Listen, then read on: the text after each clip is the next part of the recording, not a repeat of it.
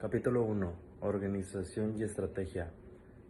En este capítulo se explicará la importancia de la organización como herramienta para alcanzar los objetivos empresariales. Y como la estrategia empresarial es fundamental para el éxito de largo plazo de una empresa, se discute el concepto de organización y se define como un conjunto de elementos que interactúan para lograr objetivos comunes. Se describe como la organización permite a las empresas organizar los recursos para lograr los objetivos empresariales. Además, se presentan los principales elementos de la organización como la estructura, los procesos y los recursos humanos. Y se explica cómo estos elementos interactúan para lograr los objetivos empresariales. Como la teoría de la contingencia, la teoría de los recursos y capacidades y el modelo de las 5 fuerzas de Tema 2. Métodos para estudios organizacionales. La aplicación de todo tipo de estudios en una organización requiere de una metodología que lo encauce para alcanzar los mejores resultados en condiciones óptimas.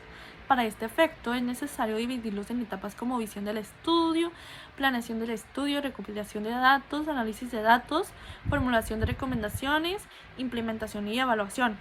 Tenemos el primer paso para efectuar un estudio organizacional, el cual involucra la visión del estudio.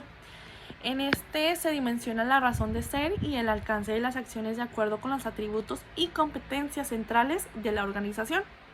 El segundo paso consiste en la planeación del estudio. En este se determina el factor de estudio, las fuentes de estudio internas y externas, la definición del objetivo de estudio, investigaciones preliminares y la preparación del proyecto de estudio, así como la autorización para realizarlo. También adjuntamos la integración, supervisión y capacitación del equipo de estudio. Una vez que se realiza la parte preparatoria del estudio, se lleva a cabo la recopilación de datos. En estos deben reunir la actitud que tienen que asumir el equipo responsable de esta área, el empleo de las técnicas de recopilación de datos, como la investigación documental, observación directa, consulta a sistemas de información, cuestionario, cédula, entrevista, así como integración y clasificación de la información. Ya captados y registrados los datos, estos se someten a análisis. Esta tarea es posible si se establece su naturaleza y propósito, el procedimiento para realizarlos, la selección y combinación de técnicas e instrumentos de análisis para fundamentar y proceder a formular un diagnóstico cuando se dispone de un diagnóstico derivado del análisis de datos. Se abre la opción de formular las recomendaciones a partir de las consideraciones previas, para después, ahora sí, preparar las recomendaciones de manera específica y presentarlas en un informe a las instancias de decisión de la organización. El siguiente paso se debe de llevar a cabo mediante un método de implementación instantáneo, ya proyecto piloto, ya sea en paralelo, parcial o por aproximaciones sucesivas. También se puede hacer una combinación de algunos o todos de estos. Estructurando el programa, se integran los recursos estimados para su ejecución. Para comprobar el efecto de los cambios o innovaciones, un requisito indispensable es evaluar las acciones. También se crean mecanismos de información para dar seguimiento a las acciones que pueden ser programadas o no programadas, lo que permite una adecuada medición de resultados. El siguiente tema del que les voy a hablar es las organizaciones orgánicas y mecanicistas. Haciendo una comparativa frente a los sistemas orgánicos y los sistemas mecanicistas, la organización orgánica se diferencia de la mecanicista respecto a que las tareas suelen ser interdependientes. Estas no dejan de ser adaptadas y redefinidas por medio de la interacción a medida que las situaciones cambian, así como los roles gerenciales, los cuales no son aceptados. También podemos observar que la estructura en red en cuanto al control, autoridad y comunicación, al igual que la comunicación y la toma de decisiones, son verticales y horizontales, en función del punto donde esté información y la experiencia que se necesita. En cuanto a las organizaciones mecanicistas, sus tareas son muy especializadas. Estas suelen estar definidas en términos muy rígidos, a no ser que la alta gerencia las cambie. mantienen roles específicos, los cuales están definidos para cada empleado. También a la vez mantienen una estructura jerárquica para el control, autoridad y la comunicación. La estructura de una organización debe facilitar el logro de las metas, debido a que las metas son una parte importante de la estrategia de la organización. En una organización que aprende, es crucial que sus miembros compartan, pues ahora sí, que toda la información, al igual que colaboren con las actividades laborales de toda la organización en varias especialidades, funciones e incluso en diferentes niveles organizacionales, a través de minimizar o eliminar las fronteras estructurales físicas existentes. Tema 3. Gestión documental. La gestión documental es el proceso de administrar, mantener y actualizar información y documentación de una organización, desde su creación, almacenamiento, uso y finalmente su eliminación. La gestión documental es importante, pues estos documentos e información son la base de varias de las actividades empresariales que se llevan a cabo dentro de la organización, como por ejemplo la gestión de proyectos o el cumplimiento de regulaciones. La gestión documental involucra diferentes procesos, como la captura de documentos o información, su indexación, su almacenamiento, su recuperación y su distribución. Es necesario que la gestión garantice que los documentos sean almacenados de manera segura, así como que se cumplan las leyes y regulaciones en cuanto a la retención y eliminación de documentos. Hola, mi nombre es Victoria y yo les hablaré sobre un pequeño resumen del tema 4 que viene siendo las estructuras organizacionales. Para empezar, la definición de una estructura organizacional acorde con el objeto y necesidades de funcionamiento de una organización es un requisito indispensable para que ésta opere dentro de un rango de actuación que le permita generar productos y servicios acordes con los requerimientos de sus clientes. Para ese efecto, es conveniente que conozca los lineamientos técnicos para diseñar, elaborar y mantener actualizada su estructura. Toda vez que está presentada una alternativa para expresar puntualmente su composición, jerarquía, interrelación de sus unidades, canales de comunicación y coordinación, y la cobertura de su área de influencia. La estructura organizacional representa la conversión de las estrategias de una herramienta de actuación.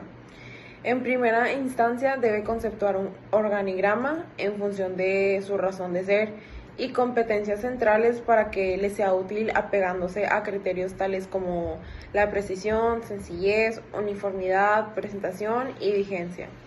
Asimismo, debe conocer los elementos que tiene que observar de acuerdo con su naturaleza y contenido. Hola, mi nombre es Luis y a mí me tocó el tema 5 de distribución del espacio en las áreas de trabajo. Y bueno, ¿qué es esto? La distribución de espacios de trabajo es similar a mover las fichas en un tablero de ajedrez. Sitúas junto a los empleados cuyas tareas están relacionadas y facilita que tengan acceso a herramientas y documentos. Y bueno, cuando hablamos de la distribución de los empleados en los espacios de trabajo, nos referimos específicamente a la ubicación física de cada una de nuestros colaboradores que va a ocupar en la oficina. También podemos caer en el error de pensar que este es un tema aparentemente estético y relacionado con el diseño. Así que, pues, mientras vamos descubriendo por qué esto es importante y cada colaborador tiene un rol importante en el desempeño de la organización y de la oficina, ahí te das cuenta que no es un tema estético, que podría ser engañoso con el tema de la distribución de los espacios, pero más que nada es poner a los colaboradores en un lugar donde se les pueda facilitar hacer sus tareas, sus trabajos, y tengan las herramientas necesarias para que todo sea más rápido y más eficaz. Gracias. Tema 6. Manuales administrativos. Los manuales administrativos son manuales utilizados en una organización para documentar y generar un estándar de los procesos y procedimientos que se llevan a cabo dentro de la organización. Describen cómo se deben llevar a cabo las actividades, quiénes son los responsables, qué políticas y normas se deben considerar, entre otros factores. Existen diferentes tipos de manuales, tales como los manuales de procedimientos, manuales de políticas, manuales de calidad, manuales de seguridad, entre otros. Cada diferente tipo de manual administrativo tiene su propósito específico y contienen elementos que permiten manejar la organización de forma más efectiva, como la descripción de políticas y normas, descripción de puestos, descripción de procesos y tareas a llevar a cabo, entre otros. Todo esto permite tener un mejor desempeño y una mejor ventaja competitiva. Capítulo 7. Procedimientos y procesos. El conocimiento de la técnica de diagramación y mapeo de procesos constituyen elementos decisivos para lograr una adecuada coordinación y el flujo eficiente de información en una entidad.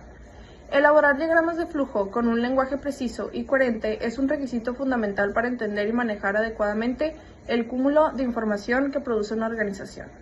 El correcto uso de los dibujos y contenidos de los diagramas de flujo concede a las organizaciones ventajas manifiestas en cuanto a su destino, aplicación, comprensión e interpretación de la información. Los procesos se representan mediante el trazo de mapas, los cuales pueden ser físicos, incluir papeleo, realizarse por computadora o seguir la secuencia lógica de eventos.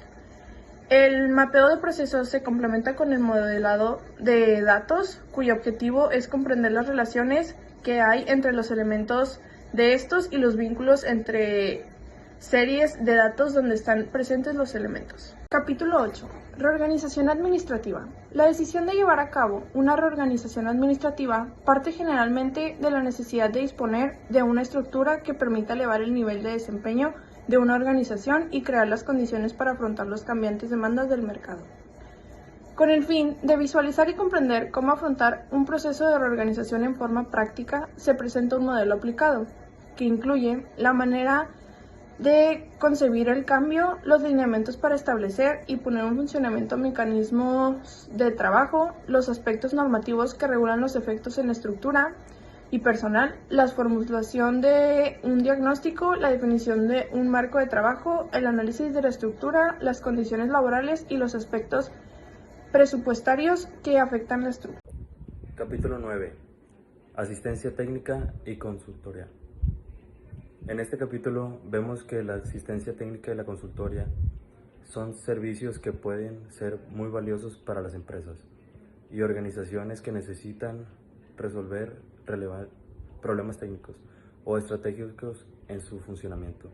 Estos servicios pueden ayudar a mejorar la eficiencia, la productividad y la rentabilidad de una empresa al proporcionar soluciones y conocimientos especializados que pueden no estar disponibles internamente.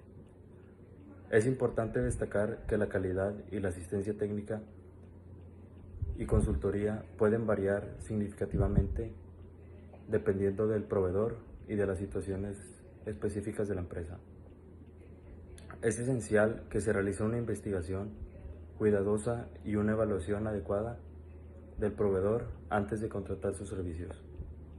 En general, creo que la asistencia técnica y consultoría pueden ser herramientas muy valiosas para ayudar a las empresas para alcanzar sus objetivos y mejorar su rendimiento.